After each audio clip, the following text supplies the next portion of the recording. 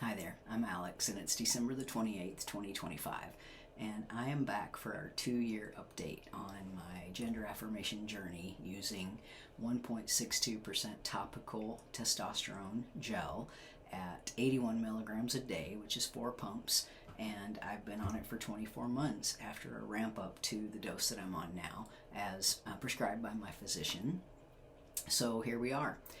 And again, you might recall the reason that I started this video experience in the first place was because there's just not a lot of information for people using, especially using androgel alone or testosterone gel alone for a gender affirmation process in people over the age of 50. So, I wanted to see what happens to my body and then share that with other people who might be considering doing something similar. So you have some idea what to expect.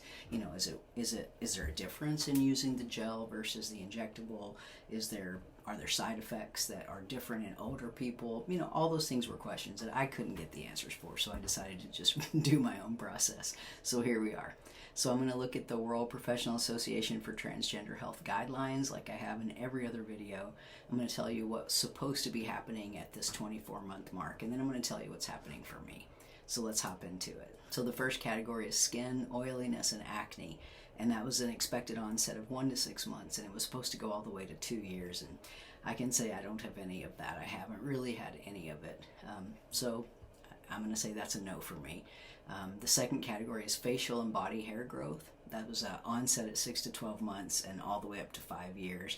And, other than just like little patches of hair here and there, I'm just not a hairy person.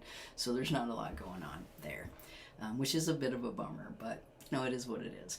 So scalp hair loss, 6 to 12 months and all the way up to 5 years. And definitely my hair pattern has changed, like my hairline has changed, especially in the front. And I do have some notable thinning because I had a lot of hair to start with on my head. So that I noticed it falling out pretty significantly at about, like 14 months to maybe just like a month ago. And it's kind of chilled out to hopefully where it's going to be, and I don't know that it's going to, I just can't say. I think I could continue to lose hair, but right now this is where we are.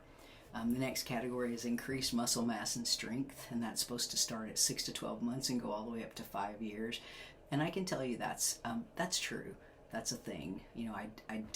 I don't think I've changed anything in terms of exercise. I was always a runner. I'm doing, again, a little more upper body work, but nothing really significant, pull-ups, monkey bars, things like that, but I'm not doing any sort of weight training program, and I definitely have, a little bit more strength and muscle mass than I had previous to now. So that's really good, especially as you age. You definitely don't want to lose muscle mass, so gaining muscle mass is an important thing. The next category is body fat redistribution, and that's supposed to start at 1 to 6 months and go all the way to 5 years. And I'm really hoping that that is continuing to go because I have abdominal weight or girth that I never had before. And I get some of it is just like, the changing of the curves of a human body that happens from androgen versus estrogen. It's pretty significant. I would say I've gone up a couple of inches around the waist, and definitely lost some fat around the thighs and maybe buttocks and hips. I guess probably not thighs because my thighs are pretty muscular from running, but I've definitely noticed a change in my abdomen, and it's okay. I'm not super comfortable with it, and it's an interesting experience to have. I never really had that experience before of being this discomforted by my body, so that it's weird. I'm not eating anymore. I started working with a nutritionist and really counting calories now and paying attention to what I eat, and it's nuts. It's my abdomen just is where all the weight is going, and I'm not sure what's going to happen there, but maybe it's still distributing.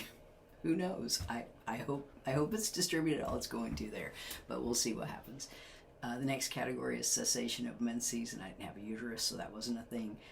Clitoral enlargement was the next category, 1 to 6 months, all the way up to 2 years. And, there were some strange things happening in the beginning, sensation-wise and numbness, and that's all gone. Nothing else has changed, and it seems to, for the last 6 or 8 months, nothing's really changed. Vaginal atrophy has not been a thing. That's supposed to last all the way up to 2 years, so I think that's probably not going to be a thing.